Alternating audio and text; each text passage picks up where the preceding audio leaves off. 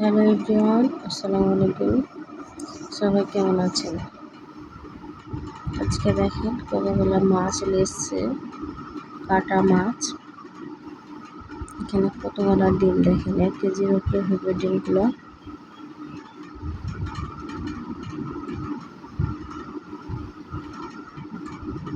ছেলেপিলা ডিম খেতে ভালোবাসে, সে লেগে আপনার কি ভাইয়া মাছ আলা ডিম দিয়েছে। কত সুন্দর আর কতগুলো ডিম দেখতে পেয়েছেন।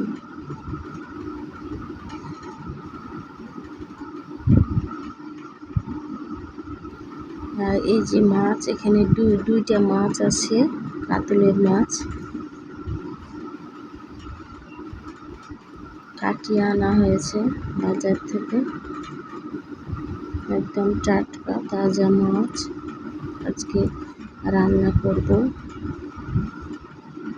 তো মাছগুলোকে কাটা হয়নি ভালো করে, কাটার সাইজটা যেন পছন্দ হলো না। হার তো কি আর করবো, এখন মাছগুলোকে ছোটো করা যাবে না। এখন ধুয়ে পানি ঝরিয়ে রান্না বান্নার আয়োজন করতে হবে। দুটো মাছ দেখতে পেয়েছেন।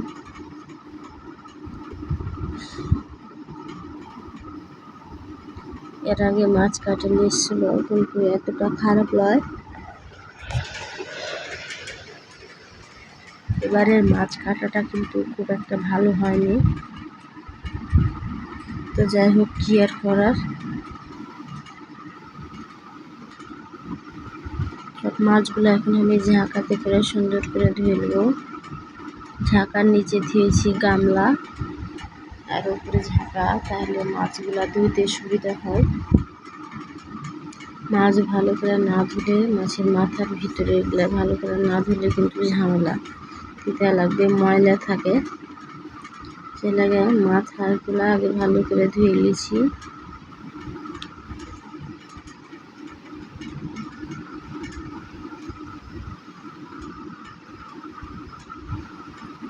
দুই তিনবার মাছগুলোকে ধুয়ে নেব। আর ভিডিওটা স্কিপ না করে অবশ্যই শেষ পর্যন্ত দেখবেন, আর সুন্দর সুন্দর কমেন্ট করবেন, একটা লাইক করে দেবেন। আর যারা নতুন তারা সাবস্ক্রাইব করতে ভুলবেন না। তো দেখতে পাচ্ছেন মাছগুলোকে আমি এখন ধুবো, আরও দুবার ধুবো। তো ধোয়ার পরে মাছগুলোকে কিছু ফ্রিজে রাখবো আর কিছু রান্না করবো। এই মাছ 1 সপ্তাহ চলে যাবে।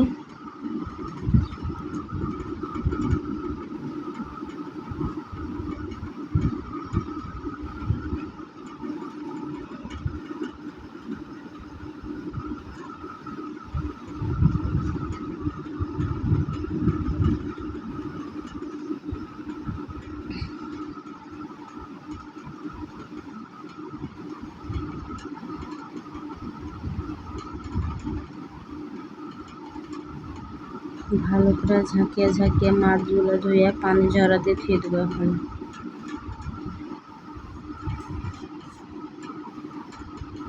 হয়ে গেছে মাছ ধোয়া। এখন মাছের ডিমগুলোকে ধুয়ে নেবো ভালো করে।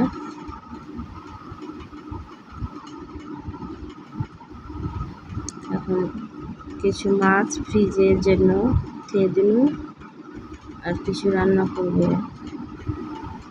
ফ্রিজে মাছ দিয়ে দিন। এখন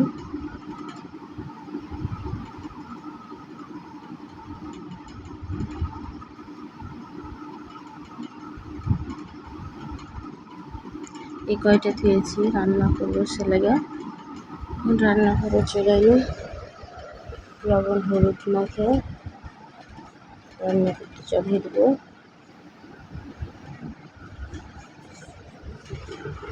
দুটা পিজা, দুটা মাথা দেওয়া, গাদার পেটি, এই কয়টা রান্না করবো আজকে। তেল গরম হয়ে গেছে, এখন মাছগুলোকে ভাজতে দিয়ে দিব। খুব সুন্দর ভিডিও করতে পারি না, কিন্তু জানি না আপনারা কি ভিডিও কেমন লাগে, কিন্তু কষ্ট করে ভিডিও করি। তো এখন মাছ ভাজা হয়ে গেছে, এখন মাছ ভাজা নামিয়ে নিল।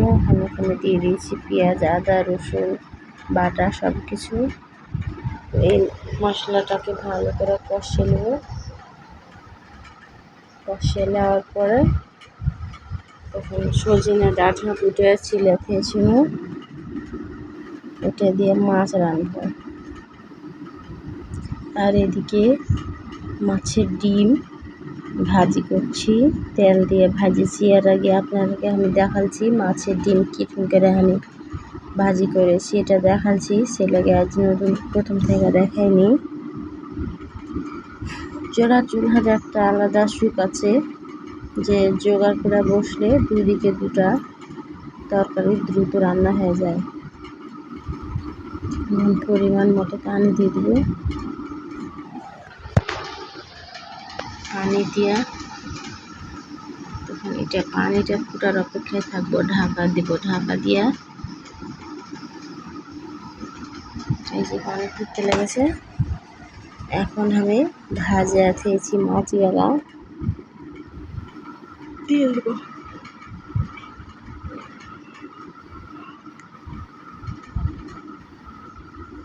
মাছগুলা এখন দিয়ে দেবো।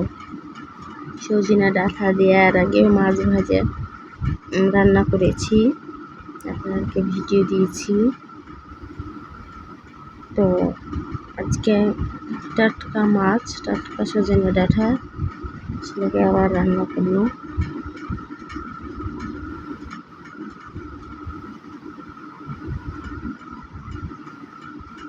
আশা করি আপনারা ভিডিওটা শেষ পর্যন্ত দেখেছেন। যারা দেখেছেন তাদেরকে অসংখ্য ধন্যবাদ। সবাই ভালো থাকবেন, সুস্থ থাকবেন। ফের দেখা হবে পরবর্তী ভিডিওতে। আজকে এই পর্যন্তই। রান্না শেষ করে চলে যাব এখন আমি চুলার উপরে কিছুক্ষণ খেয়ে দেবো।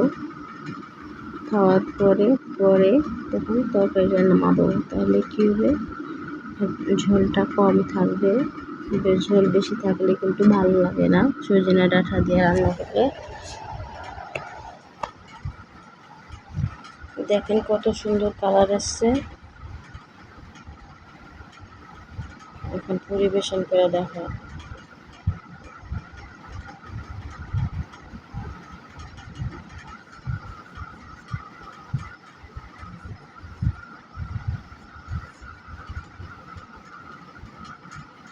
কত লোভনীয় হয়েছে তরকারিটা, দেখতেই পাচ্ছেন। তো এখন আর বেটাকে আমি ভাত খাওয়াবো। নিজে খেতে পারে, কিন্তু খাইয়ে দিই মাছের কাটা ভয়ে। ওর পছন্দ পেটির মাছ, ছেলেকে পেটির মাছটাই নিই। সবাই ভালো থাকবেন, সবার জন্য অনেক শুভকামনা রইল। আল্লাহ হাফেজ।